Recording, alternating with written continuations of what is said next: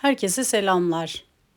Bugünkü yapacağımız çalışmada şömine, minyatür şömine yapacağız birlikte. Benim elimde böyle bir petekli karton vardı. Bu karton biraz kalın olduğu için bu çalışma için oldukça uygundu. Şimdi belirlediğim ölçülerde boyunu belirledim şöminenin. O ölçülerde kartonumuzu bölüyorum. Eni dar olduğu için aynı ölçüden iki parça yapıp bunları yan yana getirip yapıştırmayı düşünüyorum birbirine. Öylece daha enli bir karton elde etmiş olacağım. Ama derinliği gördüğünüz gibi peteklerden dolayı oldukça güzel. Bu tip karton yoksa evinizde, elinizin altında, yani normal mukavva kutular var, karton koliler var. Onlardan böyle ölçülerden işte birkaç tane kesip üst üste koyarak da kalınlaştırabilirsiniz. Ya da sunta parçası, küçük ahşap parçaları kullanabilirsiniz. Elinizde ne varsa artık bu kalınlığa ulaşabilecek. Biraz kalın olursa mukavemeti de fazla oluyor. Onun için söylüyorum bunu. Bu şekilde ikiye yapıştırdım. Gördüğünüz gibi. Şimdi iki küçük parçayla da bu az önceki parça şey olacak. İkiye yapıştırdığım parça duvar olacak. Bu görmüş olduğunuz küçük parçalardan da öndeki şöminenin kendi şeyini belirleyeceğim, derinliğini, şöminenin asıl alanını belirleyeceğim. Yani buradan da şömineyi yapacağım. Bu iki karton da kalın olduğu için duvardan biraz daha küçük, yani dar olması gerekiyor. O yüzden de bunu biraz daha küçültmem gerekiyor, inceltmem gerekiyor. Bu şekilde gördüğünüz gibi boyunu biraz daha kısalttım. Daha sonra bunu e, yukarısına ovallik vererek önce kalemle bir çizip şeklini bu şekilde ovallik vereceğim. İki eşit kalsın diye, iki taraftan da eşit parça bırakmak için ne kadar ende yapacağıma karar veriyorum ve oraları işaretliyorum. Kesmeyi daha sonra yapacağım. Şöminemizin iç alanı bu kadar yeterli. Yukarıya da ovalliğin başlayacağı yeri de belirleyeceğim. Ona göre de oradan oval kısmının dönüşünü vereceğim. Diğer elimde kalan parçalar dış kısmı olacak. Bu keseceğim alanda şöminemizin iç kısmını oluşturacak. Tam orta noktasında belirliyorum ki ovalliği oradan verebileyim diye. İki tarafa da eşit olarak. Bu şekilde kalemle çiziyorum. Diğer tarafı da aynı şekilde çiziyorum. Tam doğru çizmek için cetveli kullanıyorum tabi. Yoksa kötü bir görüntü oluşabilir. Gördüğünüz gibi iki taraftan da bu şekilde yapıyorum. Evet. Üstte de bir nokta koymuştum. Tam orta noktasını belirlemiştim. Orayı da ovalliğin tam tepe noktası olarak düşünüp ele alıp oradan aşağı doğru eşit iki parça şeklinde indiriyorum. Şimdi belirlediğim, çizdiğim bu alanları maket bıçağıyla keseceğim çizim işlemim bittikten sonra. Bu kartonun, petek kartonun en büyük özelliklerinden birisi de içi boş olduğu için, yani bildiğiniz arı peteğinin petek kısımları gibi, altıgen kısımları gibi, petek kartonun için deniyor zaten. Boş olduğu için bu şekilde çok rahat maket bıçağıyla kesilebiliyor. Yukarıdaki ovalliği verirken biraz daha dikkatli davranacağım tabii ki. Bu düz kısımlar çok önemli değil. Hani hemen kesiliyor. Bu şekilde gördüğünüz gibi. Yani burada aslında kartonu inceltmiş oldum bir nevi. Ama yukarıdaki şeyle uyumlu olması için tabii çizerek bunu yapmam gerekiyordu. Ölçüleri takip etmesi için.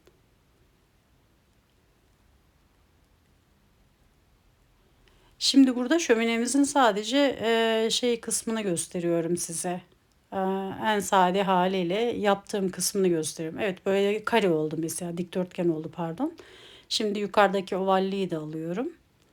Bu kısımda ovalliği verirken biraz daha titiz davranmak gerekiyor. Bu çalışmada, yani buradaki çalışmada dediğim gibi şu an sadece şeyi yapıyorum. Şöminenin süslenmemiş halini yapıyorum. Bir başka videoda da şöminemizin süslemelerinde neler kullandım, nasıl yaptım onu göstereceğim. Şu an sadece şömine, minyatür şömine nasıl yapılır, hangi aşamalardan geçiyor, hangi malzemeleri kullanıyorum onu göstereceğim size. Gördüğünüz gibi iki yanına bu şekilde. Evet, şöminenin temelini aslında bu şekilde oluşturdu. Yandaki çıkıntılar çok önemli değil. Onlar zaten ben birazdan üzerine kaplama geçeceğim için birçok detayda ortadan kalkacak. Aradaki birleşim yerine alttaki kartonu kapatmama gerek yok. Siz isterseniz kapatabilirsiniz iki parça kullanıyorsanız. Ben çok gerek duymadım çünkü üzerine kaplama gelecek zaten. Taş duvar görüntüsü vereceğim için onu kapatmaya çok ihtiyaç duymadım. Bu şekilde kestiğim parçalarımı yapıştırıyorum hızlı yapıştırıcıyla. Siz silikon da kullanabilirsiniz.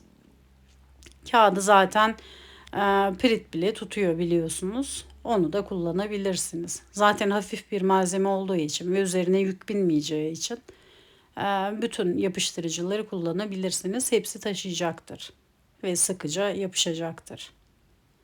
Bu şekilde iki taraftan da üst kısımla dengeleyerek yapıştırıyoruz.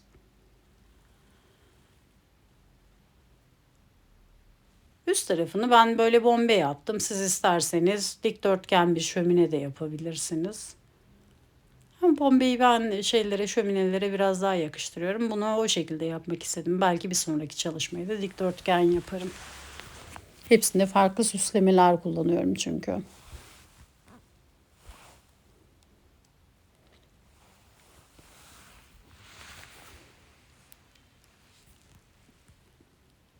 Evet, bu şekilde yapıştırdık. Gördüğünüz gibi. Çıkan fazlalıkları, gözümü rahatsız eden kısımları maket bıçağıyla birazcık daha tıraşlıyorum. Ki daha muntazam bir görüntü elde edebileyim. Ben olabildiğince elimde olan malzemelerle yapmaya çalışıyorum. Daha önceki videolarımızı izlediyseniz oralarda da bunları belirtmiştim. Geri dönüşüm ürünleri kullanmaya özen gösteriyorum yaptığım tüm çalışmalarda. Küresel ısınma çok ciddi anlamda ilerliyor biliyorsunuz. O yüzden tabiata birazcık daha katkıda sunabilmek için elimden geldiğince kendi üzerime düşeni yapmaya çalışıyorum. Bu şekilde şöminemiz tamam ve gördüğünüz gibi geri dönüşüm ürünümüzden yumurta kepi. Bundan şimdi parçalar kesiyorum, küçük parçalar. Daha sonra bunları dikdörtgen minik parçalar şeklinde keseceğim. Bu kutuları kesmek birazcık zor oluyor. Sert, yani sert de değil tam olarak ama işte hani karton kadar da kolay kesilmiyor. Bu çalışmanın en yorucu kısmı bunu kesmekti. Koparmak, bölmek biraz zor oluyor. Ve girintili çıkıntılı olduğu için aynı boyutta dikdörtgenler yakalamak için de bayağı bir uğraşıyorsunuz. Hani doğru yerleri denk getirmeye, doğru ölçüleri yakalamaya çalışıyorsunuz. Bunlardan şimdi epeyce bir taş deseni vereceğimiz için bu şöminemizin tüm yüzeyini kaplayacak şekilde küçük tuğla parçaları şeklinde şeyler keseceğiz. Kartonlar keseceğiz. Keplerden parçalar keseceğiz. Bunlar çünkü en son bittiğinde gerçekten bu kepin üzerindeki dokular, tırtıklı dokular çok doğal duruyor. Tam bir böyle doğal taş görüntüsü veriyor. Gördüğünüz gibi tam bir dikdörtgen elde etmek için birçok yerine atıyorum. Küçük en muntazam yapabildiğim, çıkartabildiğim yerden dikdörtgen parçayı elde etmeye çalışıyorum. Çünkü yukarıya doğru huni gibi incelen bir parça olduğu için eşit düzeyde ilerleyen bir parça ayarlamaya çalışıyorum. Hem kalınlık hem de uzunluk olarak, genişlik ve uzunluk olarak böyle dengeli bir şey olsun istiyorum. Yapıştırdığımda da orantılı olsunlar diye. Evet, oraya koyduğum gibi iki parçayı, üç parçayı görüyorsunuz. Onlar gibi aynı boyutlarda yapmaya özen gösteriyorum.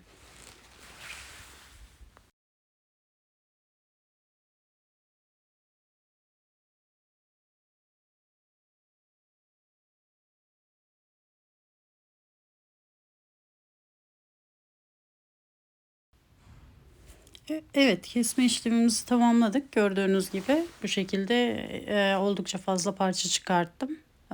Epey uğraştırıyor. En çok vakit alan kısımlarından birisi bu.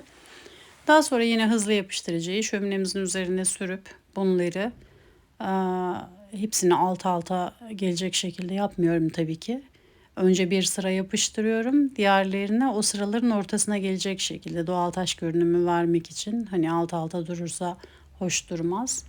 Doğal taş dizilimini biliyorsunuz. İkisinin birleştiği yere diğeri alttakinin ortasının gelmesi gerekiyor. Bu şekilde yan yana yapıştırıyorum ilk sırayı. Bunları yapıştırırken şeye dikkat ediyorum. O yumurta keplerinin tırtıklı yüzeylerin üste gelmesine özen gösteriyorum. İç kısımlar tırtıklı değil çünkü. Hani onlar bu doğal taş görünümünü engelleyebiliyordu. O kadar tırtıklı değil iç tarafı. O yüzden daha tırtıklı olan kısmını üst tarafa getiriyorum. Bu şekilde ilk sırayı normal bir sıra takip ederek yapıyorum. İkinci sırayı göstereyim şimdi. Burada ikisini bakın bu şekilde ortasına gelecek şekilde yapıştırıyorum ki daha düzgün dursun. Hani daha doğal taş görüntüsü versin. Daha şık dursun diye bu şekilde yapıştırma işlemine devam ediyorum.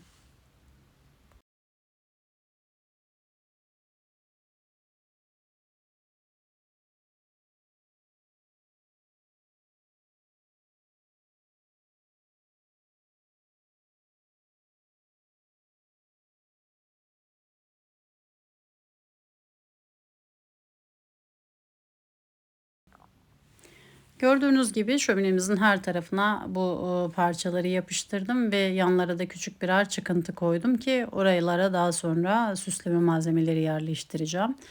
Bir sonraki videoda yapacağımı söylemiştim, paylaşacağımı söylemiştim. O videoyu da yukarıdaki linkten daha sonra izleyebilirsiniz.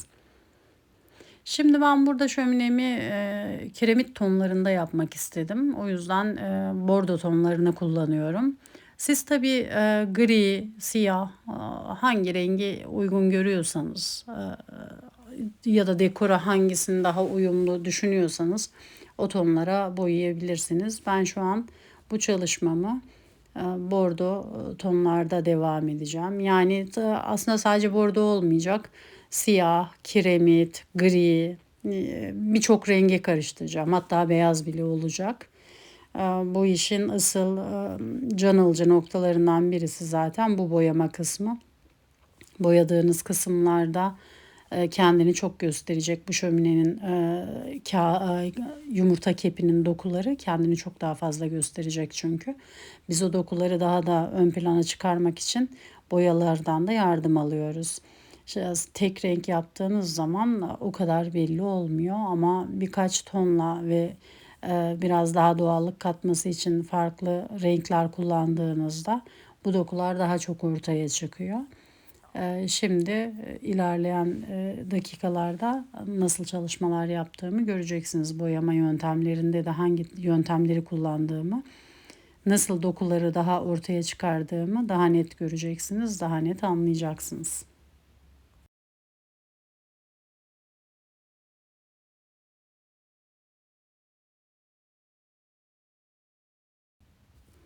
Evet, boyama işlemimiz bitti. Gördüğünüz gibi her tarafını bordoya boyadım. Orta kısmını özellikle bıraktım şöminenin iç kısmına. Daha sonra orayı siyaha boyayacağım çünkü. Şimdi beyaz boyayla bu bordonun üzerinden bir ton geçeceğim. Yani bir ton derken bu beyazı oldukça sulandırıyorum. Cıvık bir boya olması gerekiyor. Çünkü sadece ben ara kısımlarına girsin istiyorum. Bordoyu öldürsün istemiyorum. Yani bordoyu beyazla kapatmak istemiyorum. Buradaki amacım dokuyu biraz daha ortaya çıkarabilmek, biraz daha efekt verebilmek tonlar arasında. O yüzden sulandırıyorum bu boyayı ve bolca miktarda şimdi Bu boyayı kiremit renginin üzerine süreceğim. Evet, parça kalmış boyanın içinde. Boyamızın temiz olması önemli tabii. Sulandırarak, dediğim gibi bayağı sulandırmam gerekiyor boyayı ki çok her yerine işleyebilsin, bütün gözeneklere girebilsin boya. Bu şekilde yüzeysel, çok böyle bastırmadan, sadece üzerinden e, hafif hafif fırça dokunuşlarıyla geçiyorum ve daha sonra bunu ıslak mendille siliyorum ki fazlalıklarını almak için bu şekilde yapıyorum. Aralara giren parçalar, beyazlar kalsın istiyorum. Tamamen beyazlığın kalmasını istemiyorum. Çünkü yüzeydeki, üst kısımdaki beyazları tamamen götürmeye çalışıyorum. Sadece tırtıklara giren beyazların kalmasını sağlıyorum. Tabii burada dikkat etmeniz gereken bir diğer husus da çok bastırmadan yapmanız. Çünkü sonuçta altındaki karton ve bu zarar verebilir, zedeleyebilir, aşındırma yapabilir, bordonuzu da götürebilir. O yüzden burada biraz daha hassas davranmanız gerekiyor. Bütün bir yüzeye aynı işlemi uyguluyorum. Beyaz sürüp daha sonra silme işlemini bütün bir şöminenin alanına, duvarına uyguluyorum.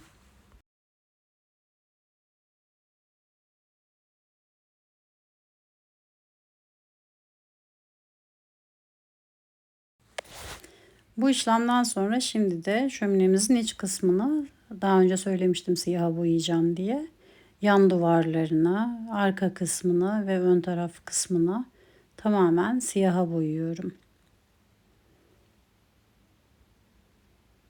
Evet, sanki odunlar yanmış da orada is yapmış gibi de zaten duruyor ve şöminelerin içi genelde bu şekilde simsiyah oluyor.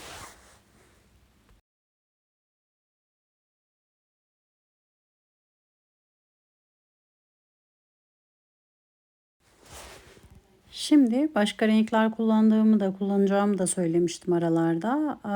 Aralara rastgele, orantısal olarak hani böyle hepsi bir yere birikmeyecek şekilde farklı farklı noktalara siyahla detay yapıyorum. Doğal görüntüsünü sağlasın diye.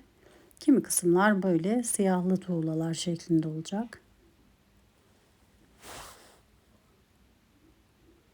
Siz istediğiniz noktaya koyabilirsiniz. Hangi noktada görmek istiyorsanız çok önemli değil.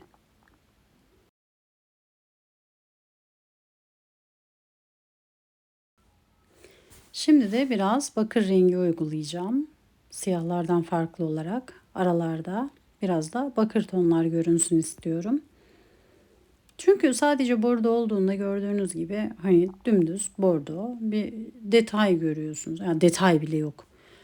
Dümdüz bordo bir şey görüyorsunuz. Ama bu taşların dokularını, çünkü doğal bir görüntü sağlamaya çalıştığımız için, taşların hepsi de aynı renk olmadığı için ben de bunu yakalamaya çalışıyorum ve aralarda farklı farklı tonlar uyguluyorum.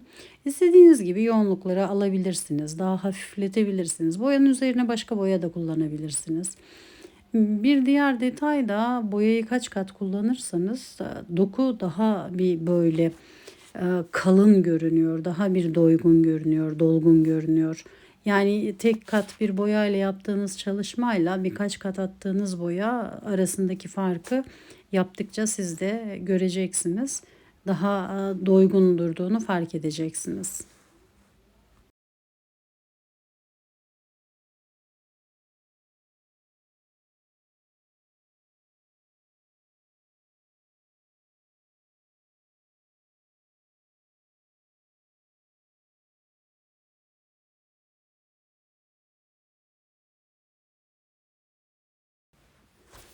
Bu şekilde aralara ben gri de kullandım biraz. Ve şöminenin tam yan duvarlarını da bakır rengiyle boyadım tekrar. Gri de koydum. E, Şeylerin, tuğlaların arasına da ince bir şeyle, fırçayla çizgiler çektim. Birleşim yerlerinin daha da belli olması için. Bir sonraki çalışmamızda da bu şöminemizi süsleyeceğiz. Dokusunu fark edebiliyorsunuz. Yukarıdaki linkten de sonraki videomuzu izleyebilirsiniz. Videoyu beğendiyseniz beğenmeyi ve kanalıma abone olmayı unutmayın. Hoşça kalın.